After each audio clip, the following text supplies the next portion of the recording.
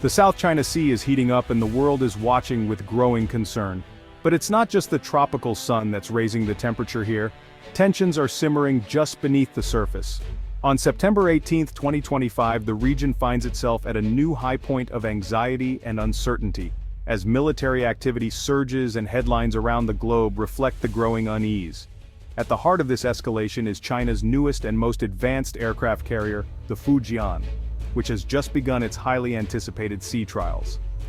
This is far from a routine exercise. The deployment of the Fujian is a bold and unmistakable signal from Beijing, demonstrating its determination to enforce its sweeping maritime claims and reshape the balance of power in these contested waters.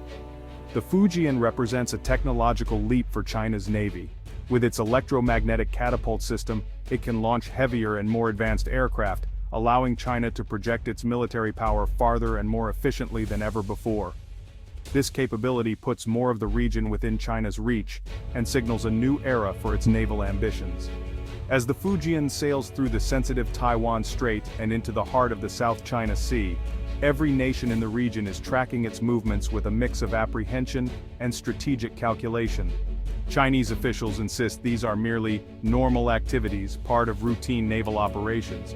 But the timing, especially amid rising tensions with the Philippines, suggests a deliberate show of strength and resolve. The presence of the Fujian near disputed islands transforms what was once a political disagreement into a potential military flashpoint, dramatically increasing the risk of miscalculation or unintended conflict.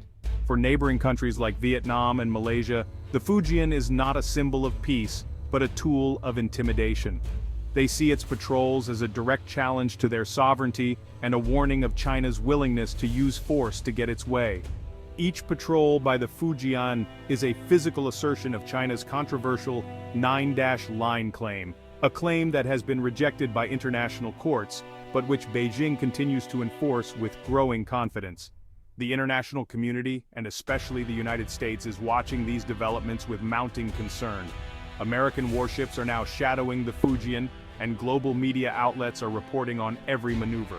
The arrival of the Fujian in these contested waters is a direct challenge to American naval dominance, and it signals a significant shift in the region's strategic balance.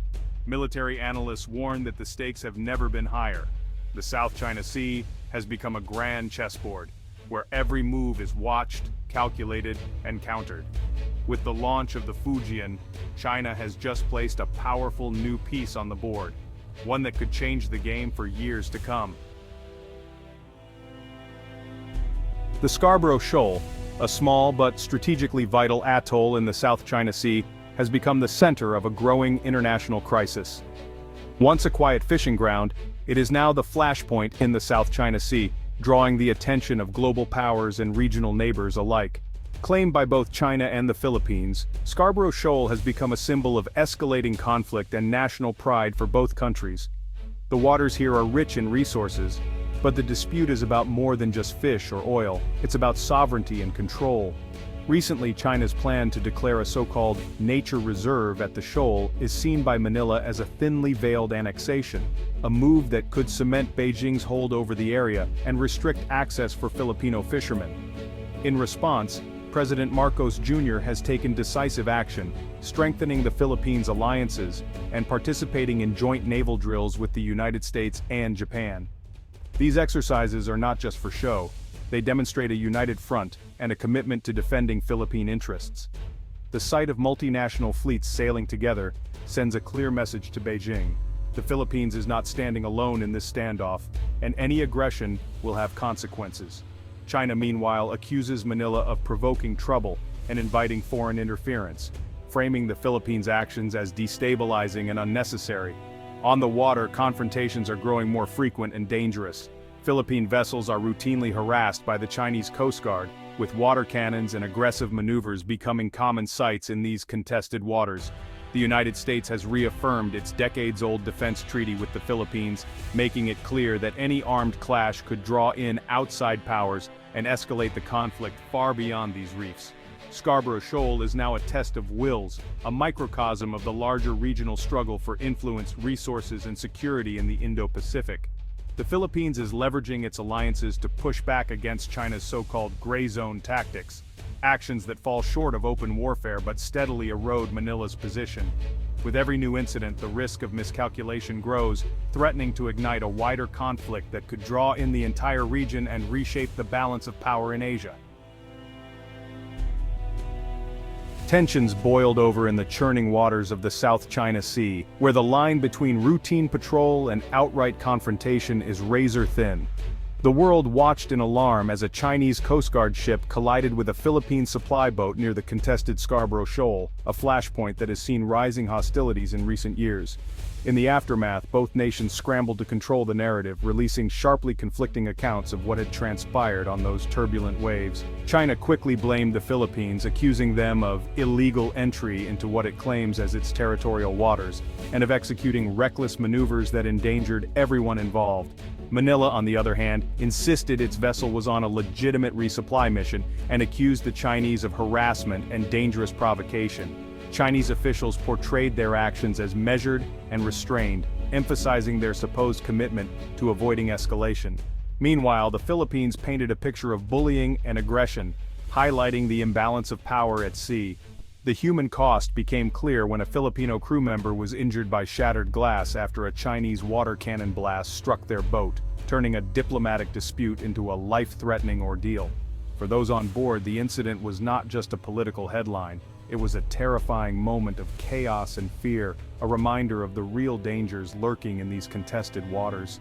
The collision underscores the daily risks faced by Filipino sailors and fishermen, who must navigate not only rough seas, but also the threat of foreign intervention. Each side's narrative is carefully crafted, aimed at winning global sympathy, shaping international opinion, and rallying support from powerful allies. The stakes have grown far beyond questions of territory or maritime law. Now it's about national pride, the safety of citizens, and the projection of power on the world stage. This incident is a stark reminder that these disputes are not abstract. They are perilous, deeply personal, and can escalate in an instant. The world is watching closely, aware that the next clash could spiral into something even more dangerous, with consequences that reach far beyond these waters. The South China Sea has become a powder keg, its calm surface hiding tensions that could ignite at any moment. After the collision, the battle shifted to the media and online. Both China and the Philippines launched information campaigns to sway global opinion. Manila released videos showing China's aggressive tactics, while Beijing pushed its own edited footage and accused the Philippines of being a US pawn. The US and Canada quickly condemned China's actions, reaffirming support for the Philippines. International backing gives Manila leverage, but Beijing remains defiant, dismissing criticism as foreign interference. The nature reserve plan is seen as creeping annexation, not conservation. With both sides entrenched, the standoff continues. Each new incident risks escalation. The world's attention is now fixed on the South China Sea. The US is no bystander. It's bound by treaty to defend the Philippines. The Mutual Defense Treaty is now more relevant than ever, with Washington clarifying it covers attacks anywhere in the South China Sea. US support is visible joint exercises, intelligence sharing, and military modernization for the Philippines. The goal: build a credible deterrent and a resilient partner. The US is also forging a broader Indo-Pacific coalition, strengthening ties with Japan, Australia, South Korea, and Vietnam. This united front signals to Beijing that coercion will be met with resistance. The Philippines' geography makes it a linchpin for regional security. Expanded US access to bases allows rapid response to crises. The alliance is a shield for the Philippines, and for the rules-based order in Asia. The stakes for regional stability have never been higher. The US and its allies are countering China with a new strategy, the Archipelago Kill Web. This network of sensors, missiles, and command centers stretches from Japan to the Philippines, turning the first island chain into a defensive fortress. Instead of relying on big vulnerable bases, the Kill Web uses mobile hidden assets, missile batteries, drones, and undersea sensors. The goal: make any Chinese attack costly and uncertain. The Philippines' location is crucial, hosting elements of this network and becoming an active defense partner. This transforms the alliance into a deeply integrated partnership. For Beijing, the cost of aggression just got much higher. War games show a US-China war would be devastating for both sides. The conflict would likely start with a massive Chinese missile barrage targeting US bases and ships. China's goal cripple American forces in the opening hours. Its home field advantage and advanced sensors would guide carrier-killer missiles at US fleets. But the US and allies have prepared. The kill web is designed to survive and strike back. Mobile launchers and submarines would retaliate, turning the region into a chaotic battlefield. Both sides would suffer heavy losses. China might win early battles, but that's not the same as winning the war. The real question, can China secure its objectives before US power rebounds? The answer is far from certain. The opening shots could set the stage for a long, grinding conflict. In a US-China war, victory would be hollow for both.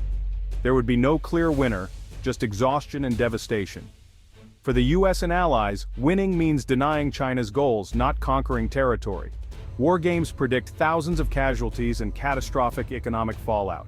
The US might prevent a Chinese takeover, but at immense cost. China, even if successful early, would face a long, draining war and global isolation. Its economy would be shattered, and domestic unrest could follow.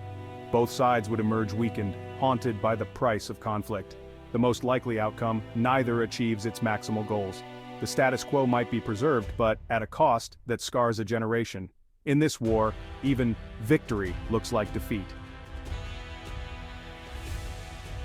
A US-China war would leave only losers.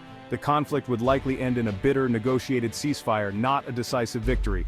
The Indo-Pacific would be left unstable, economies shattered, and societies scarred. Global trade would collapse, plunging the world into depression. Both nations would spend years rebuilding, with deep human and economic costs. Trust and cooperation on global issues would be destroyed. For the Philippines and its neighbors, even survival would come at a terrible price. The region would be more militarized, with peace a distant dream. The South China Sea's tensions are not minor, they're steps toward catastrophe. The challenge now? Find an off-ramp before it's too late. Because in a US-China war, the only true victory is not fighting at all.